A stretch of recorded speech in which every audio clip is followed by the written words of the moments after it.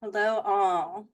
My name is Jordyn Smith, and I am the voice and the astrologer behind this YouTube channel, Nonconformist Conscience, and also the website and all of the other social media. First things first, if you want to get my written reports, when you go on my website, which I will link below, you can go to one of my other forecasts that I've done, and it'll automatically, as you read, it'll pop up for you to subscribe to that, and then check your email because it wants to double check your subscription that it was actually you who was wanting to do that. So I wanted to get that out of the way because I've had a few people say that. And I link all types of things on that website. And if you subscribe, you will get those notifications in your email. Okay, so I got that out of the way. What I want to talk about today is, and I will pull up the chart in just a minute, I have an affinity for asteroids and planetary nodes and phases. I think that you guys who follow me or subscribe to this channel have gleaned that bit of insight.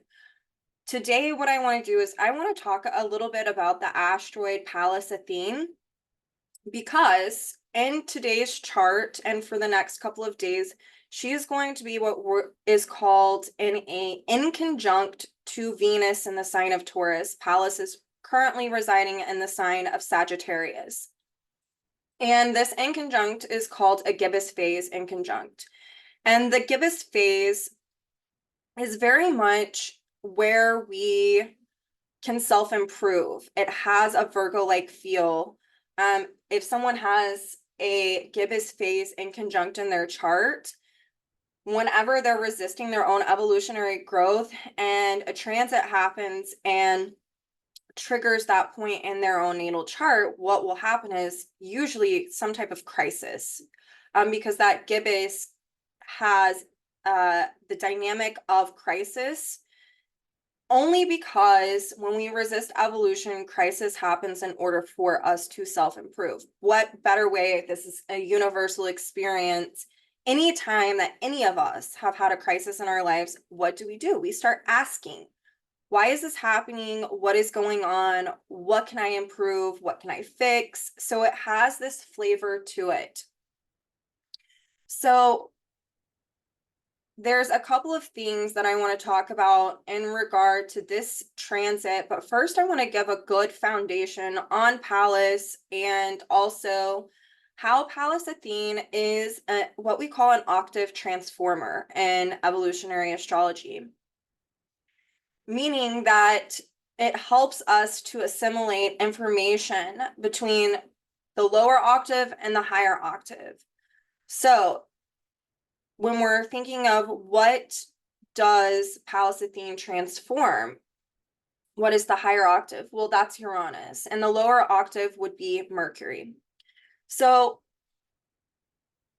in anyone's chart, they have a Uranus somewhere by house and by sign. And when you look at Uranus in someone's chart, you can understand, let me turn off my air conditioner, you can understand where they have experienced trauma and how that conditions this lifetime. So Uranus is all of our prior life memories, and it is our long-term memory. Our long-term memory and our prior life memories correspond to 80% of the choices that we make. It conditions this. And Uranus is about objectivity. It wants us to objectify our reality. And this is so that as we objectify our reality or the circumstances that are playing out in our life, we can get in touch with our emotional dynamics. Because, as I've said so many times, and I think it's very imperative for people to know this, is that we do not evolve through intellectualizing things. Yes, it helps us. That's why there's the objectivity. But to really evolve, we have to experience our emotional dynamics through pure emotion, through the emotional body. With Uranus, what ends up happening is Uranus correlates, and same with Aquarius in the 11th house, it correlates to trauma that we experience that is stored within our long-term memory. And sometimes this trauma can be seen that has happened in the current lifetime, but it also, when we're looking at someone's natal chart, it corresponds with the trauma that's occurred in prior lifetimes. Okay, so then we have Mercury, which is the lower octave of Uranus. And Mercury helps us with about 20% of the choices that we're making. And this is because this is the information that we're taking in, and it's our short-term memory, and it's our left brain, the logical, linear way of taking in information. So these two work in tandem. And the best way to think about it is let's put Uranus in the 8th house. Someone who has Uranus in the 8th house is someone who, in prior lifetimes, has experienced traumatic events around people who have abandoned them, manipulated them, or who have created distrust within them. So a person who has Uranus in their natal chart will naturally come into this lifetime wanting to objectify where they are, like their the reality that they're in, the types of people that they come into contact with. They're going to be wanting to feel out a situation before they make a choice, before they discern whether or not to have that person in their life. And sometimes they're going to have key people come in where they re-experience the proverbial rug pulled out from underneath them. And this is also because Uranus in the 8th house can be someone who's applied trust to people that they shouldn't have. So they've been learning about this. In Jungian terms, Uranus is the individuated unconscious, or what we would call our subconscious, okay? And it's really important for us to understand how this correlates to our choice making in this lifetime. Within our soul, we're still experiencing these long-term memories that are deep within our subconscious. So wherever your Uranus is, you want to look at that placement. You want to look at where Aquarius is in your natal chart by house. And you want to look at the aspects that these are making in the planetary ruler of Uranus itself. So, and if you're a seasoned astrologer or a student of astrology, you would want to look at the planetary south node of Uranus, because it really gives an idea of how we're objectifying life and where we have a sense of wanting to detach from something. With Mercury, it's lower octave. Let's say you have that Uranus in your 8th house and you have experienced abandonment and betrayal and misapplied trust in another. You've been manipulated.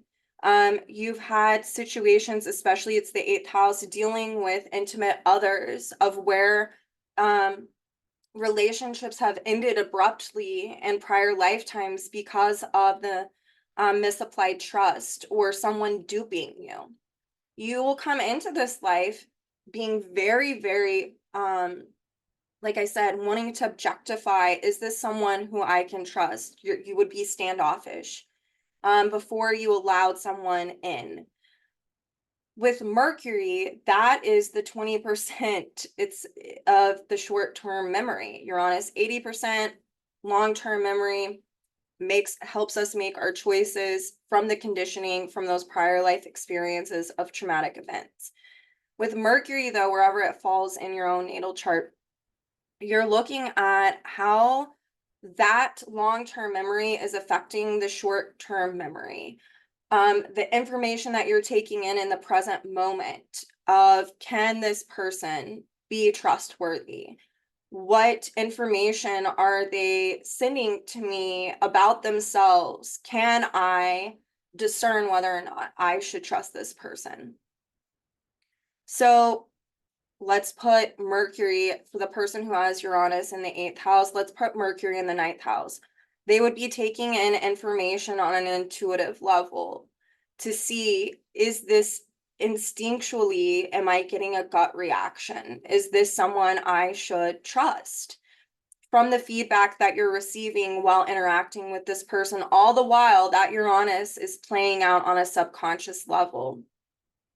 A Mercury in the 9th house with that Uranus in the 8th house, though, can also be what I like to call being Pollyanna. It's like trying to see the light at the end of the tunnel, right? And so we can see how this really can condition someone and how they experience dynamics. Now let's bring in Pallas Athene. Pallas Athene in someone's chart is really speaking to how they're transforming that information from Mercury and applying it in a Uranian sense. So it transforms the octaves. When we're looking at it in transit, like we're going to do today, it's really interesting because Pluto is still in Aquarius and it's ruled by Uranus and Taurus. And that Uranus and Taurus is ruled by Venus, transiting the sign of Taurus right now. And that Venus, Uranus's ruler, is in conjunct Pallas Athene in the sign of Sagittarius. What is sitting next to Uranus in the sky right now? Jupiter, Pallas's planetary ruler at the moment. So it's pulling in all of this content as a way to transform it. And if you think about Mercury is still in its post-shadow period, Mercury was retrograde during the last eclipse. It was in its pre-shadow period during the Libra lunar eclipse. So we have been taking in a lot of information, Mercury, that we're needing to assimilate depending on where these transits are happening and falling in your own natal chart. A lot of subconscious memories could be being seeded into your consciousness right now, so that way there can be a liberation that happens. That way it's not conditioning reality so much anymore. Because sometimes we're not even realizing that we're projecting old trauma onto the present moment. So I want to pull up this chart for all of us to look at, so we can dive into it a little bit more. If my screen will share.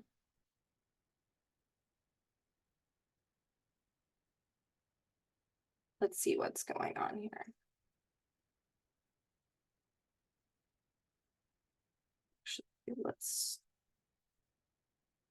Okay.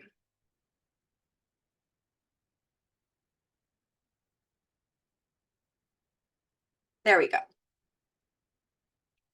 So if we look at this chart, this is for England, Greenwich. And because I'm using Greenwich, we can look at the planets not just by their signs, but by also their house, okay? Their houses that they fall in. And Pallas Athene is in the 5th house and it's retrograde. And you can't see a line here, but it is in what we call that gibbous phase in conjunct to Venus. So let's talk about all of this for a second. As a baseline, Pluto in the 6th house in Aquarius is very much on a collective level, the sense of us needing to self-improve upon humanity and look at the trauma that's been occurring within humanity and to liberate from the dynamics that are conditioning reality right now as a way to self-improve. That means that Pluto and Aquarius is where we're trying to liberate from any type of crystallized beliefs or conditioning, anything that we've learned that really isn't in alignment with natural law. Then we have Pluto's ruler, Uranus, okay, the higher octave of Mercury, and Pallas being that octave transformer. So Uranus and Taurus ruling this Pluto and it falling in the 10th house is very much on a collective level about us liberating from conditioning that has affected our sense of values and the ways that we share resources and the ways that we value and view land or societal structures. It's all of these kinds of dynamics that we're on a global level, we're over identifying, not everyone, but the masses, the majority, the consensus is over identifying with these types of values that are actually perpetuating trauma. And on a collective level, we're meant to self-improve upon this. And then we look at Uranus being ruled by this Venus in the sign of Taurus. This is a time period where we're really needing to focus in on what feels natural and authentic to our relationships to ourselves, and in the 10th house on national global levels, okay? And that Uranus is saying to liberate from that, to clear space in order to self-improve and to understand what more natural, timeless values are. And this is further demonstrated by this gibbous phase in conjunct with Pallas Athene in the sign of Sagittarius, ruled by Jupiter, that is in a new phase conjunction to Uranus.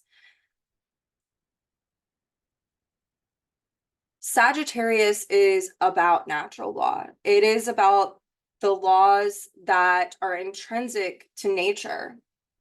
It's why it resonates with shamanism and indigenous peoples, or even the daemon soul archetype, which I will make a video about that soon.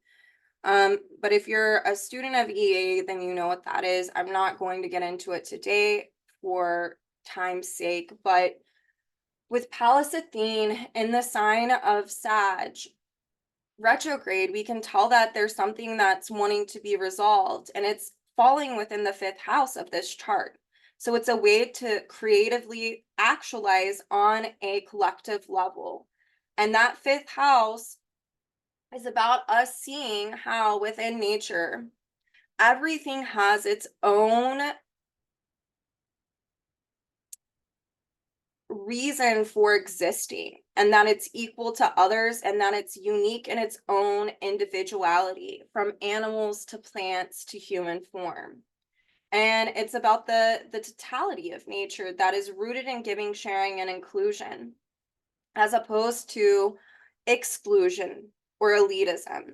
And so we can see that with this Pluto in the 6th house, ruled by this Uranus, self-improvement, liberation from old values, beliefs, anything on a global scale that we have overly identified with that is actually distorting natural law, we're needing to liberate from. And Pallas Athene in a gibbous in conjunct to Venus is really symbolizing this 6th house Virgo feel, because it's in a gibbous in conjunct. So the need to self-improve upon what are natural, timeless principles that are rooted in natural law, giving, sharing, and inclusion. What are the laws within nature that we're needing to recover where they've become distorted? How do we liberate from these distortions? And with Pallas Athene being ruled by Jupiter in a new phase to Uranus, we're meant to liberate from the beliefs that impede upon us knowing nature herself and how to heal on a global level. Jupiter in Taurus has been about expanding upon this relationship on a collective level. On personal levels, when we look at this, this is a time period for us to be reconnecting with our unique soul individuality and what feels authentic to our actual nature. And a lot of us are recovering our nature. And I want to bring in Mercury in Aries because it's in its post-shadow period. And it is the lower octave of Uranus. We are meant to be taking in new information now that helps us to understand through cause and effect what feels authentic and intrinsic and unique to each one of us individually. And also what desires that we're meant to act upon right now as a way to break new ground, as a way to recover this on a global level. There's so much richness going on in this chart. Venus, the ruler of this south node, which is in conjunct Pallas Athene, the octave transformer between Uranus and Mercury, is really about how these imbalances that have been created from the distortion of natural law, from man-made law, right? The distortions therein that have distorted natural law is highlighting all of the imbalances. And we can see right now on a collective level that we're meant to improve upon this, to liberate from these dynamics. I've been talking about it for a long time, that Saturn in Pisces is about dissolving man-made laws that impede upon us understanding these naturally occurring truths. And Saturn in Pisces is still in conjunct the South Node. And it is in what we call a full phase in conjunct. And a full phase in conjunct has a Scorpio field. There's confrontations happening on a global level that are highlighting the imbalances that are occurring across the scale. We're seeing it in nationalism. We're seeing it in the wars that are occurring. We are seeing it in the misuse of natural resources. We're seeing it within global warming. All of the dynamics are being highlighted in the extremes that are occurring on a global scale right now. And we're meant to be confronted with it. So that way a shift of self-improvement can take place. And with Pallas Athene in conjunct this Venus right now, we're meant to self-improve upon our own individual values. Let me stop this share so I can speak more to all of this, but I did want to say this is a time where we can have deep on personal levels intuitive insight with Pallas in that sign of Sag that helps us to even transform our own conditioning and our own values and the ways that how we've been conditioned have affected our sense of security, self-esteem, the ability to listen to ourselves, and the need to expand upon what feels authentic to each one of our own unique soul individuality that is actually rooted in its natural sense instead of a distorted sense that comes from how we've been conditioned. If we think about conditioning, my dog wants in. If we think about conditioning, come on.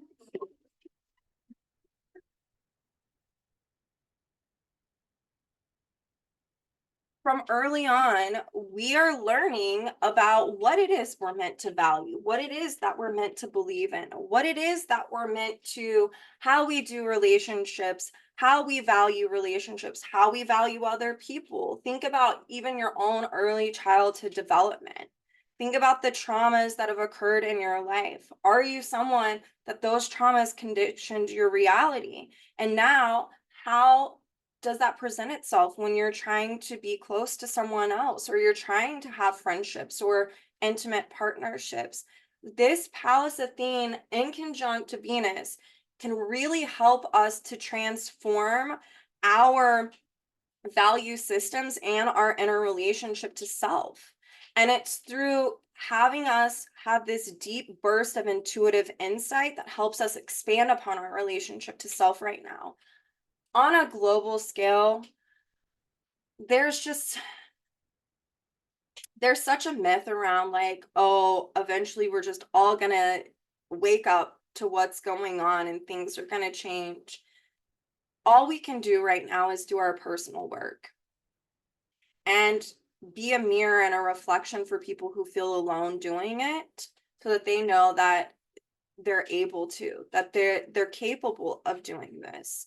This is a time period where we're meant to transform our relationships to self, to look at the hard stuff, to look at where we're needing to be confronted with our own conditioning and where we've over-identified with it.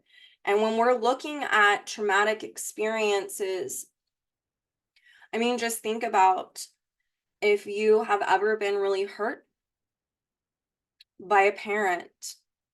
If you're a woman and it was your father, you might be distrustful of men, or you might acquiesce to men because you want to you're getting your value out of that because you didn't get a healthy sense of self-esteem when you were younger. On the flip side, you know, and it can be working out these types of dynamics in your adult relationships. On the flip side, for men, there can be father and or mother wounds as well, where, just think about what goes on in the world. Men who on a very distorted spectrum, you see like the serial killers who are enraged at women because of some dynamic with their own mother, or they've had an absent father and they don't know how to be a parent in this lifetime either, so they have a child and they abandon it. With women, we can see the same dynamics. It really just depends, and these are very generalized dynamics that are more tangible, things that we see every day.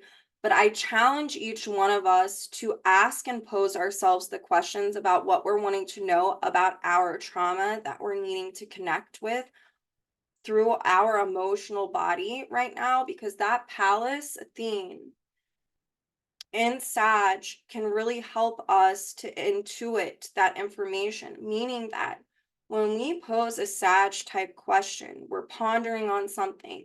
Jupiter, our intuition at some point is going to kick in and give us that information at the moment that we need it. It'll help us to understand what it is that we're needing to understand about that. And with Jupiter and Taurus, it's to help us expand and grow our relationship to self as we liberate from these constructs of where we've over identified with conditioning that really just perpetuates our own trauma. And so I wanted to jump on here today to talk about this because I was looking at it and I found it very fascinating. The other thing with Pallas is that for women, this can be where they have father issues. This can also be where for either genders, the social constructs of gender, which is definitely changing right now, because new language is being formed around how people identify. But Pallas Athene is androgynous. If you just think of the myth, she was born from her father Jupiter, from his head, and it was because he swallowed his other children, and he swallowed Pallas's mother while she was pregnant with him, because and then that turned out to be his favorite child was Pallas Athene, and she embodied androgyny. She was known some as a goddess who stayed whole into herself. She wouldn't submit. She didn't want to have children. She was a warrioress. She fought. She had keen, deep insight and had a shamanistic quality about her because of tapping into her intuition. She would take the information she was receiving and she would be able to use her higher intelligence, Uranus, as a way to have creative actualization and to spark creativity and her own divine intelligence. And so I just want to say that whatever information that you have been gathering throughout that Mercury retrograde season during the eclipses and are still, there can be deep insight that you're meant to act upon now as a way to self-improve from the trauma of the past that has affected your relationship to self, your self-esteem, and your ability to listen to your inner voice. And this deep insight that comes through Pallas's transit of transforming that higher octave of Uranus and that lower octave of Mercury can really help us to liberate from these dynamics, self-improve, to transform, to get in touch with what is most natural about ourselves, to have self-love, self-dignity, self-respect, and ultimately a liberation from the chains that we feel like bind us right now. And so it is a great time to utilize this Pallas Athene energy of posing questions. What do I want to know? Why am I stuck in this pattern? I know that this is connected to my trauma, but what do I need to become aware of? And then Mercury and Aries is literally when we act on this knowledge and we create this action, we get this feedback that helps us to learn about ourselves to self-improve even further. So this is what I wanted to talk about today. Just, to get on here and to share my love of the asteroids. Um, I think what I'm gonna do is do like an asteroid series where I'm gonna go over some of my favorite asteroids and really use it as a teaching moment, not necessarily with the transits, but what these asteroids represent, how you can utilize them in your own natal chart. And also, I want you guys to know if you're a student of astrology and you want to learn, I do tutoring. I tutor a lot of people. I love doing it. I love connecting with you guys. And also, if you're wanting to understand your own evolutionary story of this lifetime and past lives and how these transits can really be used to help you, go and book a session. Like, I love validating people, and that's usually what astrology tends to be. Um, and I like to think of myself as a non-judgmental and compassionate person. I think that people feel that because of the clients that I get. Um, I get all walks of life, and I love meeting those of you behind the screen. So let's utilize this Pallas Athene energy to self-improve and to reconnect with our own unique individuality right now, to get more in touch with natural law as we really liberate from this type of conditioning that is on a global scale. I think some of us want to believe that it doesn't have an impact on us and our choice making, but it does. No one is unscathed from this, okay? And if you're really wanting to ground into your relationship, this is beautiful energy to do this. That really helps us tap into our intuition and our own soul God-given gifts of being able to do that. The other thing before I wrap this up that I do want to say is I think so often on when we're getting into spiritual types of cosmologies or these types of sciences like astrology, there's this misconception that people like me or other astrologers that you see, or people who have spiritual gifts, that they are people that are the only ones who can do this. All of us have an innate ability. We are hardwired on a soul level to be able to do this. It is something that you're either recovering or that you're learning how. And everyone has an intuition, everyone has an instinct, and everyone has the ability to listen to what is emanating from within their soul and the direction that is helping us to further our ongoing evolution. And it's something I'm really passionate about talking about and trying to help people recover that. Because I think so often there are people in these kind of fields who others, whether clients put them on a pedestal, or maybe that those people just aren't telling them that you have the ability to do this. It can be learned, it can be reconnected with, it can be recovered. And so I just want to put that out there, that this is a time where you can recover this natural function within your soul as a way to heal. And Pallas there, being this octave transformer, is really helping a lot of us heal our trauma and the dynamics that we've also chosen to come into in this lifetime. So this is what I wanted to put out today. And I hope you guys have a beautiful week, and I will see you all soon.